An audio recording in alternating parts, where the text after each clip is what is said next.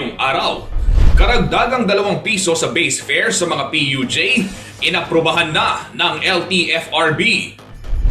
DepEd, walang naitalang kaso ng COVID-19 transmission sa naging implementasyon ng face-to-face classes. Mga public schools sa Central Luzon, handa na sa pagbabalik eskwela sa Agosto, ayon yan sa DepEd.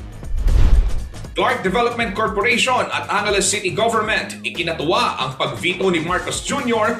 sa panukalang batas para sa pagtatayo ng Special Economic Zone sa Bulacan.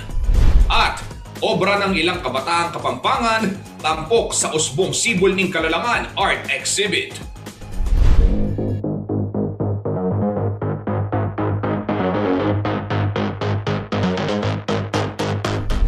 Maya Paldo, Pampanga, magandang araw Central Luzon. Ako po si Justin Dizon at narito na ang mga malalaking balitang nakalap ng CLTV Balitaan. Ikinatuwa ng Clark Development Corporation at ng City Government ng Angeles ang pagbabasura ni President Ferdinand Marcos Jr. sa panukalang batas na naglalayong itayo ang Bulacan Airport City Special Economic and Freeport Zone. Para sa kanila, sapat na raw ang mga nakatayong Special Economic Zone at Freeport Zone sa rehiyon at kailangan na lamang itong higit na paunlarin pa. Narito pong detalye ng balitang yan.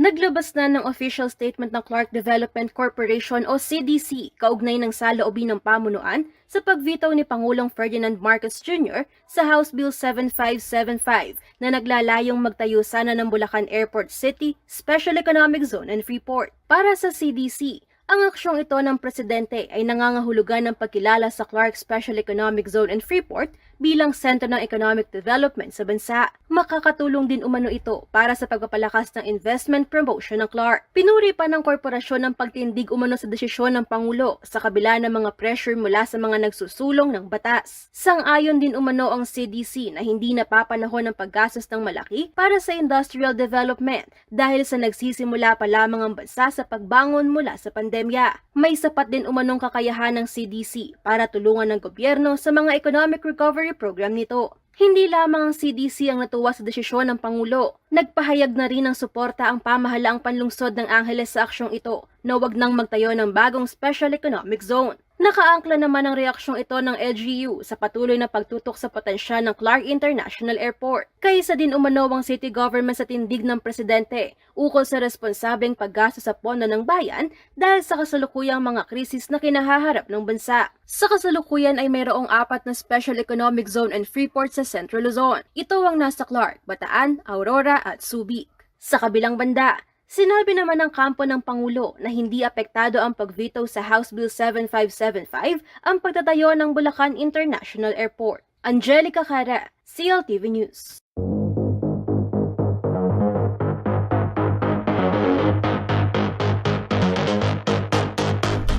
Samantala, umaasa ang ilang business leader sa Pampanga na lalo pang mapagbubuti ni Pangulong Ferdinand Marcos Jr. ang proseso ng decision-making pagdating sa usapin ng economic development ng kada rehiyon sa bansa. Ayon po kay Rene Romero, dating presidente ng Pampanga Chamber of Commerce and Industry Incorporated, ang pagveto ng Pangulo sa panukalang batas na magtatayo ng economic zone sa Bulacan ay isang malaking hamon sa pamunuan ng mga existing economic and freeport zone gaya po ng Clark Development Corporation at ng Subic Bay Metropolitan Authority. May exclusive report si Paulo G. Santos.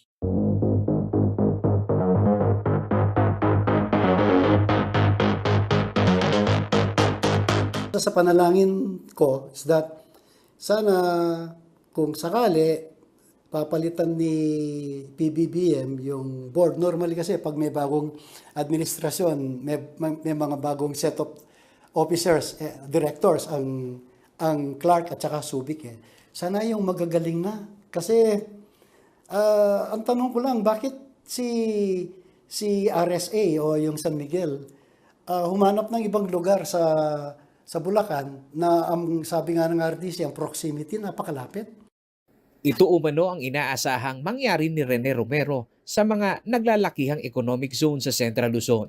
Si Romero ay ang private sector representative sa Regional Development Council at dating presidente ng Pampanga Chamber of Commerce and Industries Incorporated o PAMCHAM.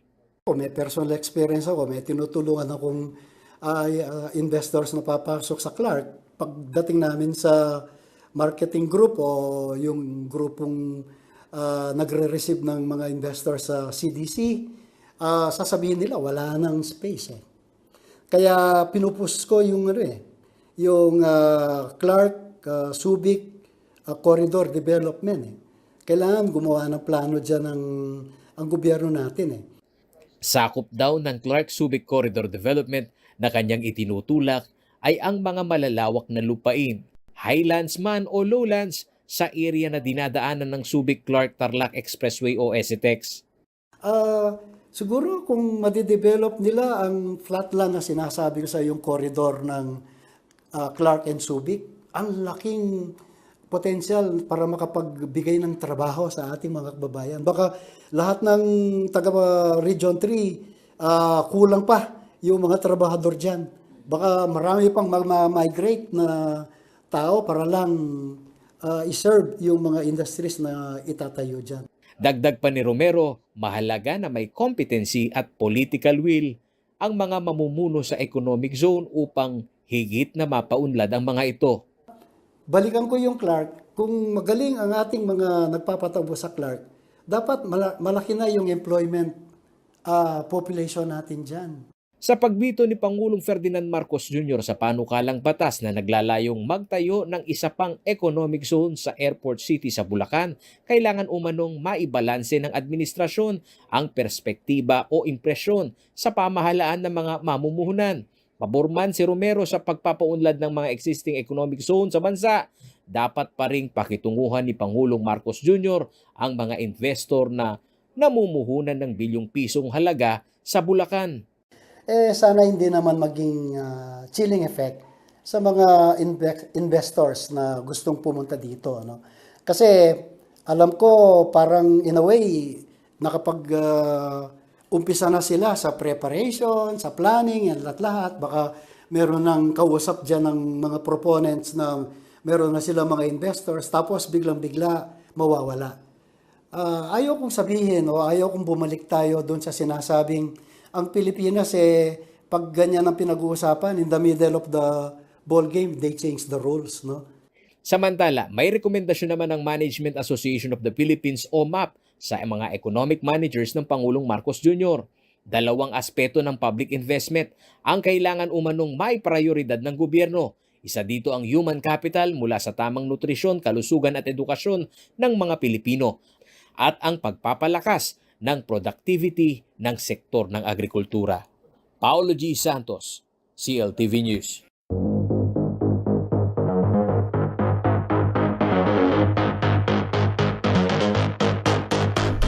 Sa ibang balita, lumagda ng isang Memorandum of Agreement ang Securities and Exchange Commission Tarlac Extension Office o SEC-TEO at ang Regional Training Center 3 ng PNP upang isulong ang proteksyon o yung SEC Communication Advocacy and Network o SECCAN.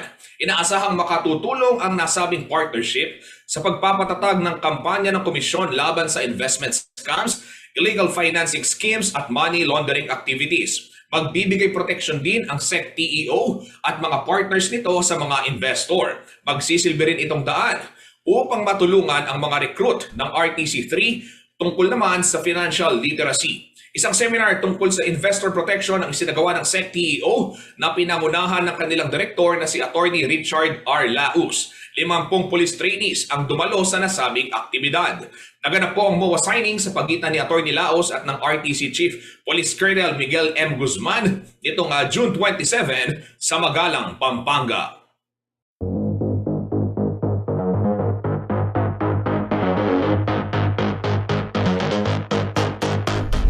Abangan sa pagbabalik ng CLTV Balitaan. DepEd walang naitalang kaso ng COVID-19 transmission sa naging implementasyon ng face-to-face classes. Lahat ng public schools sa Central Luzon handa na raw sa face-to-face classes sa Agosto ayon huyan sa DepEd Central Luzon. Ang mga magulang at estudyante pabor sa pagbabalik ng face-to-face classes. At grupo ng mga kabataan nagsama-sama para umaksyon kontra climate change. Manatiling nakatutok para sa iba pang mga nangungunang balita ngayong araw.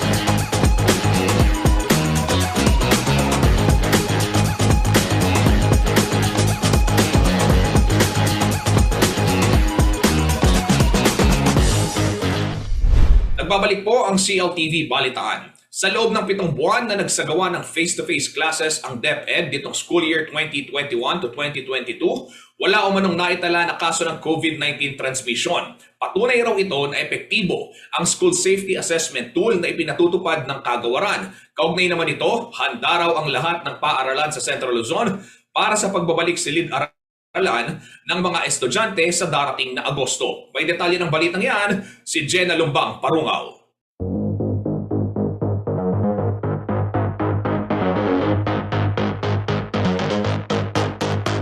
Inanunsyo ng Department of Education o DepEd na asahan na ang 100% face-to-face classes sa mga pampublikong paaralan sa buong bansa sa darating na Agosto. Ito ay dahil na rin sa tagumpay umano ng pagbabalik silid-aralan na ipinatupad sa ilang eskwelahan nitong huling 7 buwan ng school year 2021-2022. Wala raw na italang kaso ng COVID-19 transmission sa mga eskwelahan sa Central Luzon at maging sa buong Pilipinas. For the past 7 months, at the national level then, I'm talking of the national level, and for Region 3, we have not recorded a single case of COVID-19 transmission in our schools. Higit 3,600 ang bilang ng mga public schools sa rehiyon habang nasa 1,400 plus naman ang mga private schools. Lahat umano ng mga ito ay nominated na para magpatupad ng face-to-face classes. Ibig sabihin, pasado na ang mga ito sa school safety assessment tool.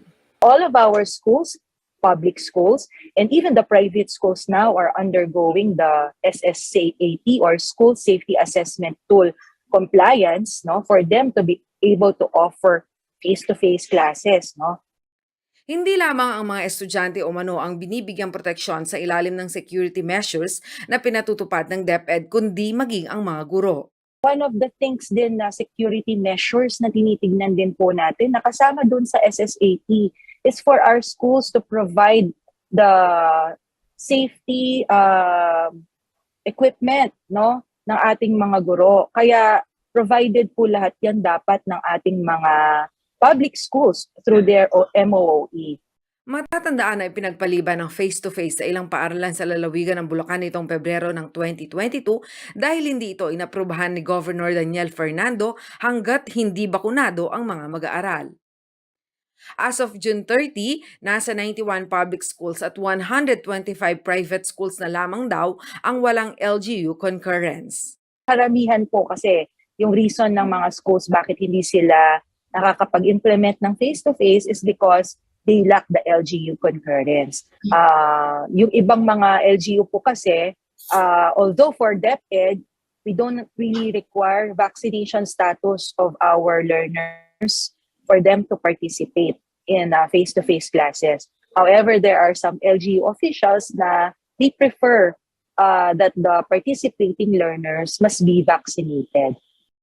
Samantala, nasa 3% lamang o 51 schools out of 1,487 sa mga private schools ang nagpatupad ng face-to-face classes nitong nakalipas na school year. Kaya hinikayat din sila ng DepEd na magbalik eskwela na sa darating na pasukan. Most of them cite na they invested in learning management systems o yung mga LMS na kung tawagin, at ito ay kanilang ginagamit pa rin as of now. So, kaya po hindi pa sila nagpapa-face-to-face talaga. Yes. Itong advocacy natin for face-to-face classes is not only for public.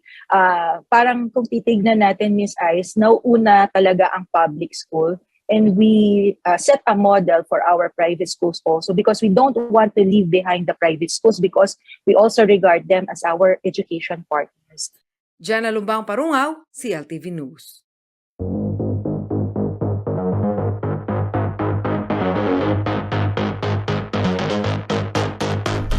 Sa kaugnay na balita, positibo ang pananaw ng ilang mga magulang at estudyante sa pagbabalik silid-aralan ng mga mag-aaral sa darating na pasukan sa Agosto. Tiwala raw sila na higit na matututo ang mga learners dahil sa kalidad ng edukasyon na hatid ng face-to-face classes. Magbabalik po si Jenna Lumbang Parungaw.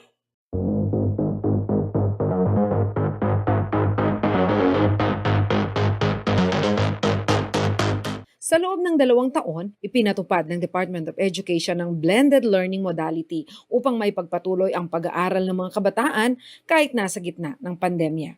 Bagamat nairaos ang 2 school year sa ganitong sistema, higit umanong ikinatuwa ng Parent-Teacher Association of Potrero National High School ang pronouncement ng DepEd na 100% na ang magiging implementasyon ng face-to-face classes sa Agosto. Masayang-masaya yung mga magulang dahil nga muli maibabalik sa mga guro na siyang ikalawang magulang nila yung responsibilidad lalo na sa larangan ng edukasyon. Ganito rin umano ang pulso ng mga mag-aaral sa Holy Angel University, lalo pa at higit sa 80% umano sa mga estudyante dito ay bakunado na kontra COVID-19. Gustong-gusto ng karamihan na makabalik na physically. Hindi dahil hinahanap lang ng nakasanayan noong pre-pandemic, bagkus it is necessary to acquire the skills that we need to get the quality education that we pay. Kasi ang mahal-mahal po ng tuition fee, lalo na sa aming mga kolehiyo. Batay umano sa karanasan ng ilang mga magulang sa Pampanga, higit pa ring matatamo ang pagkatuto kung nasa paaralan ang mga bata at mga guro ang nagtuturo sa kanila. Pabor ako sa pagbabalik ng klase kasi mas kailangan ng mga estudyante na through personal na mas lalo nilang maintindihan kung ano yung itinuturo ng mga teacher para sa estudyante. Kasi po pag modular lang po, lalo na busy yung parents nila sa work, ganun. Hindi po masyadong natututo yung mga bata. Kaya mas mainam po talaga yung face-to-face classes. Yes po, kasi mas nade-distract po kasi sila kapag online. Kapag nag face-to-face po, mas nakafocus po sila sa pag-aaral. Lalo na kapag nandun na yung mga teachers, tapos yung mga classmates, nandun yung interaction. Sa pagtingin naman ng mga estudyante, mas magaan para sa kanila ang pag-aaral kung nasa silid-aralan.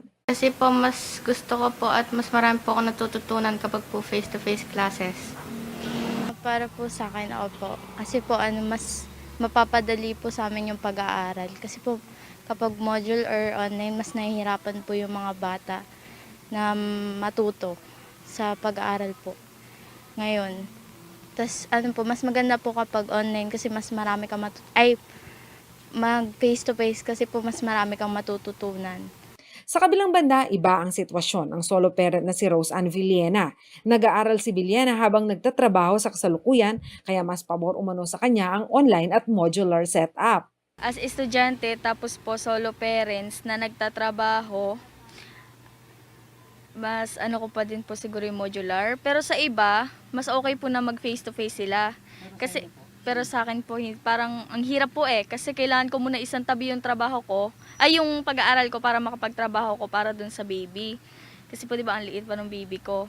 So, kailangan ko po muna isakripisyo yung pag-aaral ko para mabuhay ko yung pamilya ko. Kung sa usaping pangkahandaan, sinigurado ng DepEd Region 3 na 100% ng mga paaralan sa Central Luzon ay pasado sa School Safety Assessment Tool. Kaya para kay PTA President Joel Sariego, disiplina ang tugon sa ilang mga alalahanin ukol sa pangkalusugang seguridad ng mga bata. Siguro ating palakasin ang disiplina at pagsunod ng mga kabataan kung ano ang bilin ng mga guro at mga magulang ay dapat sundin. Kasi yung virus, hindi natin alam kung saan nanggagaling at hindi naman natin nakikita kung ito ba ay nasa mga anak po natin. Kaya nandun pa rin po yung mga pag-aagam-agam ng iba. Samantala, ayon sa datos ng DepEd Region 3, sa isinagawang limited face-to-face classes nitong huling 7 buwan ng school year 2021-2022, nasa 31% lamang o 796,000 ng 2.5 million enrollees ng public school ang nag-participate, habang 3% o 51 lamang out of 1,487 private schools. Jana Lumbang Parungaw, CLTV News.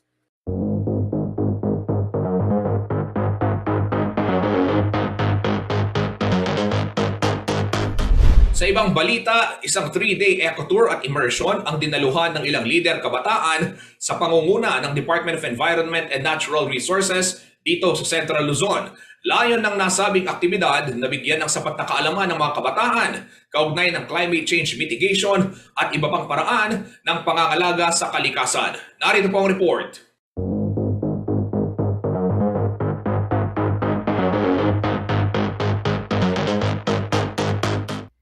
nagsama-sama ang mga youth leader ng Department of Environment and Natural Resources, National Youth Commission, at ang 20 indigenous youth mula sa bayan ng Porac, Pampanga para sa 3 araw na immersion at eco-tour activity. Bahagi ito ng kanilang advokasya sa environmental stewardship at climate action. Layo ng nasabing aktibidad na bigyang kaalaman ng mga kabataan kaugnay ng complexity sa leadership, responsibility, integrity at transparency para sa environment protection, natural resources conservation at climate change mitigation. Ayon kay DENR Regional Executive Director Paquito Moreno Jr., nabigyan din ng pagkakataon ng mga lumahok na kabataang leaders at IP communities na ibahagi ang kanilang pananaw at best practices sa climate change mitigation and adaptation. Mahalaga raw ang mga kabataan sa pagpapalaganap ng mensahe ng environmentalism sa kanilang mga komunidad. Sa nasabing aktibidad, nagtanim ng kawayan ng mga participants sa Mount Arayat at nag-soil potting naman sa pilot project ng DNR sa Bamboo Plantation Nursery sa lugar. Binisita rin ng mga kabataang leader ang Lubao Bamboo Hub and Eco Park upang matuto sa potensyal ng kawayan para sa ecotourism at carbon capture. Nakibahagi ang indigenous youth sa multi-sectoral exchange kasama ang IP at barangay leaders, NYC, DNR Youth Desk at ang The Climate Change Service. Angelica Cara, CLTV News.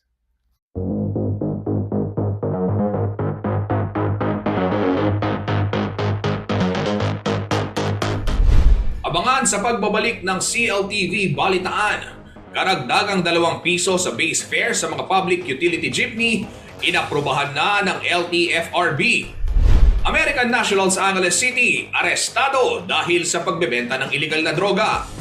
At mga empleyado ng BIFAR Region 3, inilala sa 75th founding anniversary ng ahensya. Pagpapaunlad ng aquaculture, isa raw sa mga tagumpay ng BIFAR Central Luzon. Manatiling nakatutok at magbabalik ang CLTV Balitaan.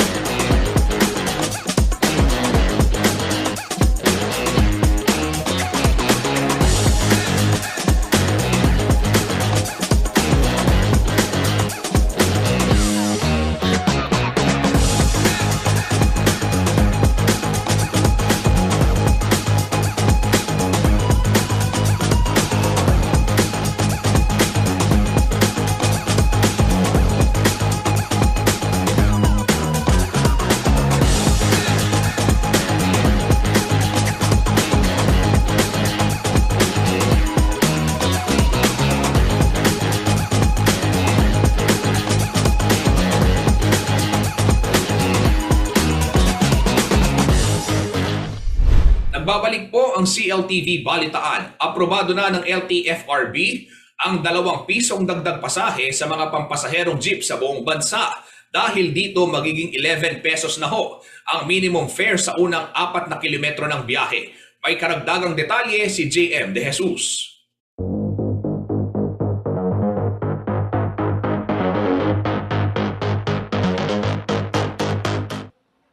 Aprobado na sa Land Transportation Franchising and Regulatory Board o LTFRB ang petisyon na taasan ang minimum fare sa lahat ng public utility jeepney kasama ng motor jeepney sa gitna ng walang humpay na oil price hike.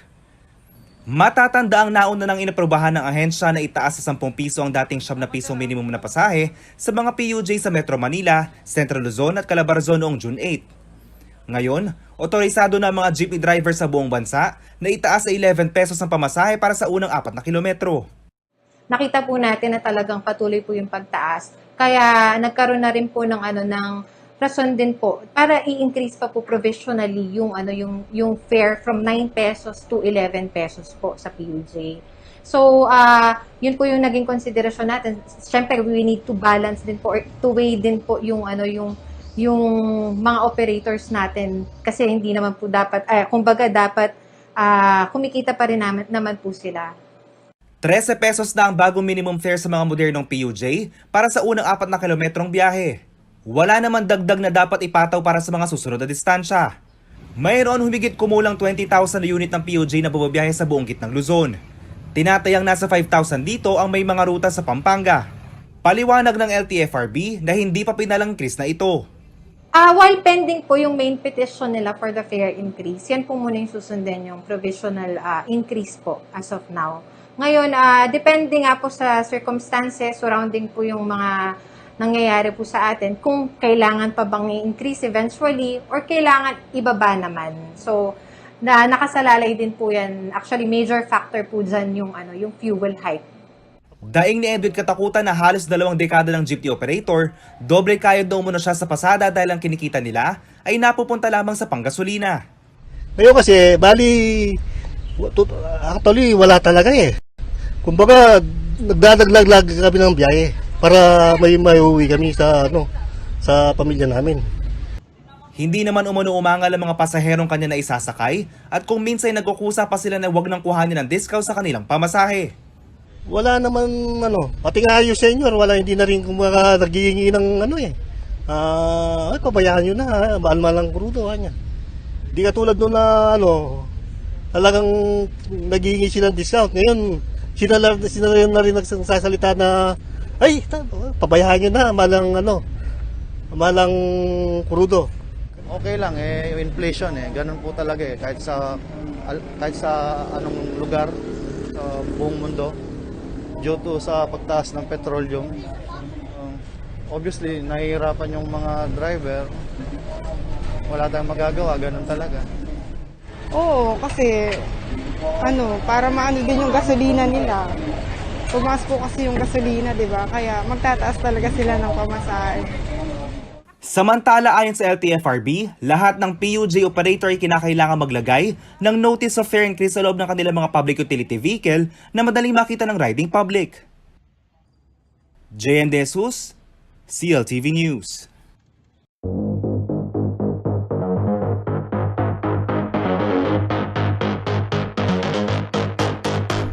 Sa ibang balita, arestado ang isang American national sa lungsod ng Angeles matapos mahulihan ng di umano'y shabu at cocaine. Ayon sa PIDEA, nasa isang buwan ng under surveillance ang nasabing suspect matapos itimbre sa kanila ng isang impormante. Narito po ang report.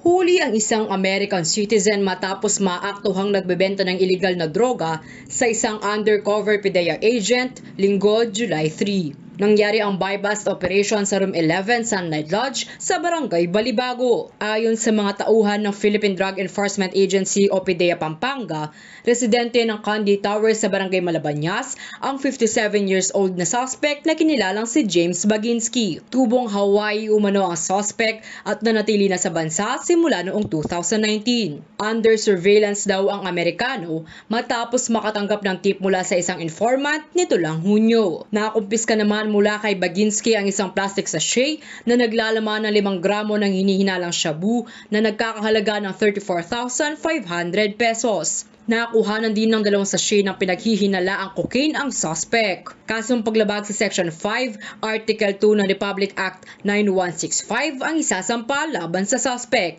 Kasama si Jennifer Salenga, Liana Canilao, CLTV News.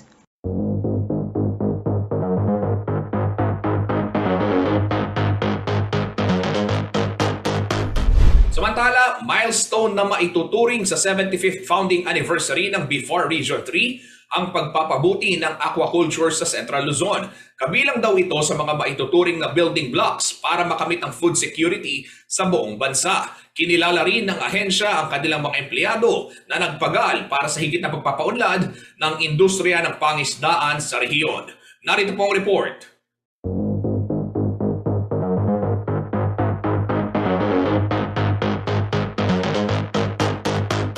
Kinikilala ng Bureau of Fisheries and Aquatic Resources o BIFAR Region 3 ang kanilang mga empleyado na matagal nang nagsilbi sa ahensya para sa higit na mapaunlad ang pangisdaan sa Central Luzon. Ito'y kasama sa kanilang simpleng pagdiriwang ng 75th founding anniversary nitong Lunes, July 4.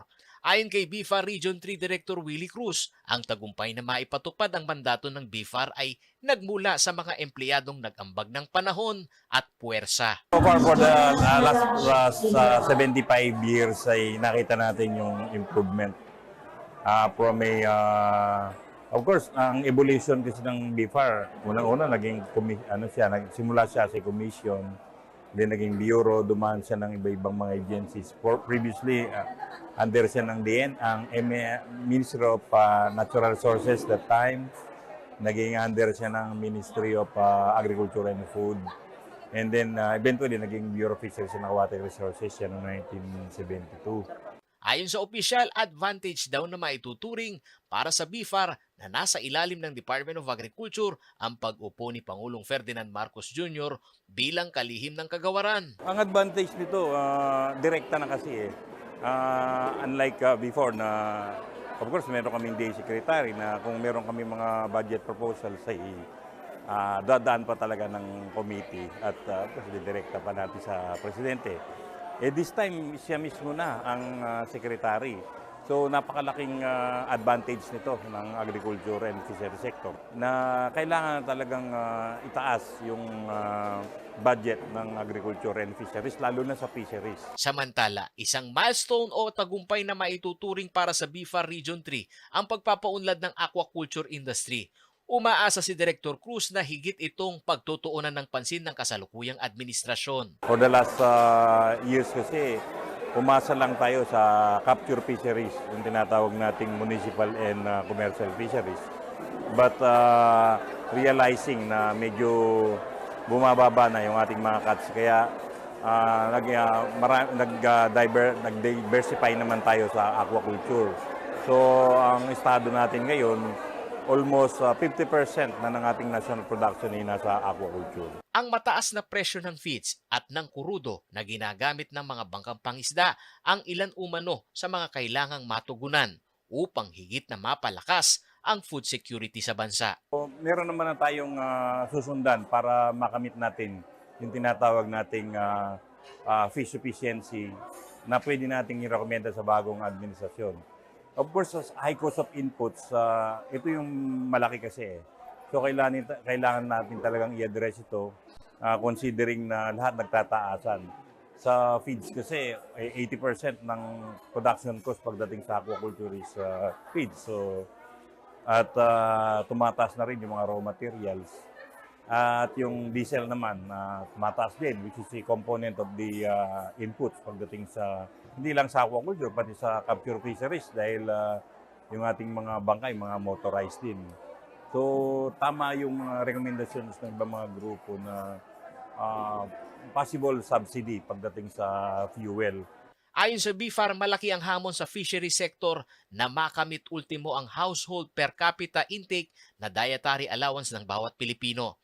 Ayon sa Food and Nutrition Research Institute, kabilang sa typical diet ng Pilipino, ang 109 grams na protina na pwedeng makuha sa mga isda at yamang dagat. Paulo G. Santos, CLTV News.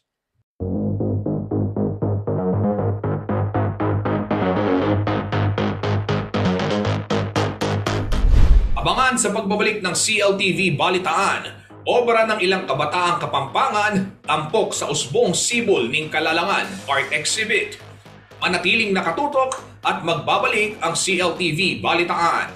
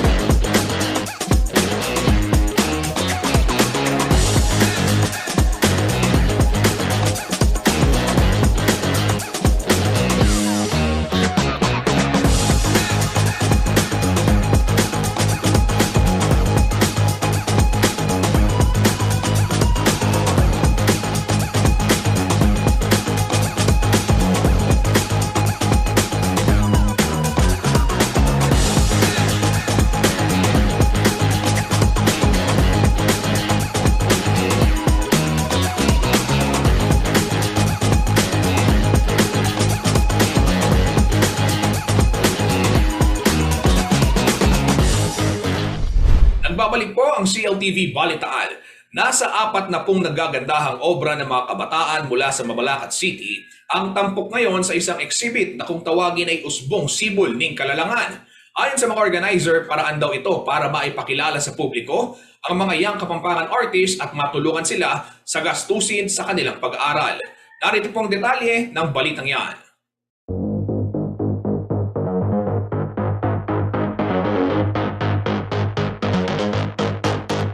Ibinida ng mga kabataang Kapampangan ng kanilang galing sa pagpipinta sa isang art exhibit na binuksan nitong July 1 sa isang mall sa siyudad San Fernando, Pampanga. Pinamagatang Usbong Sibol ning Kalalangan Visual Art Exhibit, 15 Kapampangan artist na bahagi ng Mabalacat Youth Art Community ang nagsama-sama upang maipakita ang kanilang mga obra maestra sa publiko. Naitatag ang kanilang grupo sa kasagsagan ng pandemya noong October 2021 sa inisyatiba ni Doji Aguinaldo, isang mahusay na artist mula sa lungsod ng Mabalacat.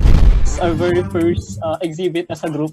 Even though before nag-exhibit na kami, usually collaboration or some of our representative nagiging exhibitor sa iba pang exhibit. But this is the first time na nag-exhibit kami as a group, and it served as a mark and a reminder kung paano kami nagsimula bilang artist and as a group mula nung sa kagustuhan ni Sir Doji nga na makapagbuo ng organization para sa young artists hanggang sa ngayon na makapaggawa na kami ng sarili naming exhibit.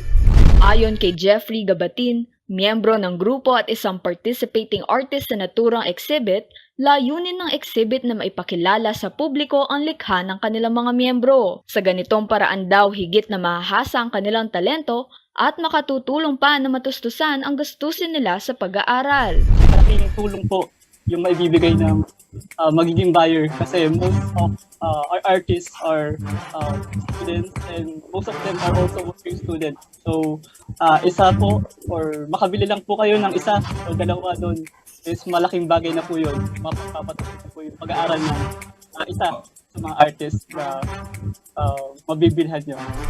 Bilang sa young artist na nakibahagi sa art exhibit, ang 19 years old na si Art Sumalde at ang 18 years old at architecture student na si Diana May Gatbonton. Malaki raw ang naitutulong ng art sa kanila dahil dito nila na ilalabas ang kanilang emosyon. Sa pagsali sa mga ganitong exhibit, mas nade-develop din daw ang kanilang self-confidence. Ang mga artist po kasi common sa kanila, introvert, hindi nila ine-expose yung sarili nila. And this exhibit will help them para to showcase themselves, para naman ma-inspire nila yung mga creative people.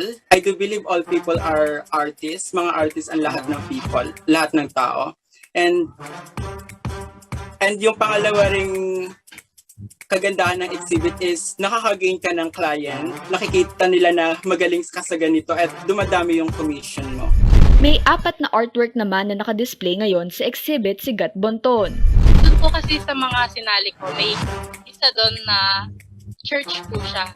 Doon po gusto kong ipakita yung parang, since architecture student po ako, gusto ko may maisali ako na related din sa course ko. Tapos yung dalawa naman po, more on sa emotion siya. Yung isa po, Crimea River, and yung isa, Fluid. At dun po, gusto ko yung mga viewers or yung mga tumitingin sa exhibit, yung mag-express kung paano nila naiintindihan yung pinapakita ko dun sa arts ko. Nasa 41 artworks na may iba't ibang tema ang makikita sa exhibit at for sale ang mga ito. Maaaring bisitahin ang Usbong Sibol ning Kalalangan Visual Art Exhibit sa SM City, Telebastagan hanggang July 30, 2022. Kasama si Jennifer Salenga, ako si Arlene Salonga, CLTV News.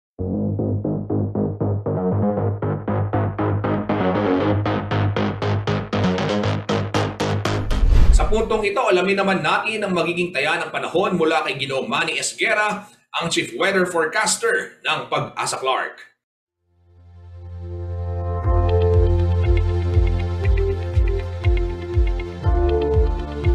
narito po magiging taya ng panahon sa susunod na 24 oras. Intertropical Convergence Zone or ITCZ po nakakaapekto ngayon dito po sa may Southern Luzon, Visayas at Mindanao. Kaya po ang Visayas, Bicol Region, Caraga, Northern Mindanao, Zamboanga Peninsula at Palawan ay maulap ang papawirin na may mga kalat-kalat na mga pagulan, pagkidlat at pagkulog dulot po ng ITCZ o Intertropical Convergence Zone. Samantala po ang Metro Manila at nalalawing bahagi ng bansa, kasama na po dito ang Pampanga, ay magiging bahagya hanggang sa kuminsan ay magiging maulap din po ang papawirin sa bandang hapon o gabi na posible pong magkaroon ng mga pulo-pulo mga pagulan at pagkulog pagkidlat. Ito po ay dulot ng ITCZ at ng localized thunderstorm. Wala po tayong bagyo sa loob ng PAR at ito lamang po yung mga weather system na binabantayan ng Pag-asa na nagbibigay po ng mga pagulan sa iba't ibang parte ng ating bansa.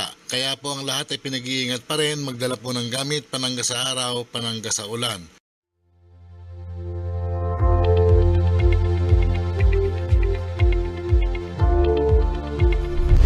At yan ang mga balitang nakalap ng CLTV Balitaan. Para sa karagdagang detalye, maaari ninyong i-follow ang aming mga social media pages. Sa Facebook at CLTV36 Official and at CLTV36 News. Sa Twitter naman at CLTV36 and at CLTV News. Instagram po at CLTV36 Official. Kung nais naman ninyong balikan yung mga paborito nyong programa sa CLTV, pwede ho kayong magtungo sa ating YouTube channel at CLTV36 Official o di kaya naman bumisita sa website www.cltv36.tv. Kapalit, karehiyon, nasaan ka man sa bansa, mapapanood na ang mga programa ng CLTV nationwide via Signal, Channel 115 at dito naman sa Central Luzon sa ating 39 cable partners at maging sa Free TV, Channel 36. At tabayanan ho natin mamayang alas 6 ng gabi si Jennifer Salenga para sa karagdagang detalye ng mga balitang Central Luzon na dapat nating malaman sa CLTV News. Kasama po ang buong pwersa ng CLTV News and Current Affairs. Ako po si Justin Dizon. Ito ang CLTV Balitaan. Maraming salamat po.